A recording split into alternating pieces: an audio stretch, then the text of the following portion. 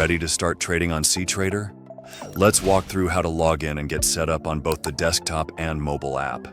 Download cTrader. Head over to FxPro.com or visit the App Store or Google Play to download the cTrader app. You can also download the desktop version directly from our website or access the web trader. Log in using your cTID. Your cTID is your unique email and password that connects you to the cTrader platform. If you don't have a cTID yet, it's quick and easy to create one. Once logged in, you'll have access to all your cTrader trading accounts and can easily switch between them with just a click. Whether you're on your desktop or mobile, your accounts and settings stay synced, so you're always ready to trade. If your accounts are activated and funded, you're good to go. And that's it.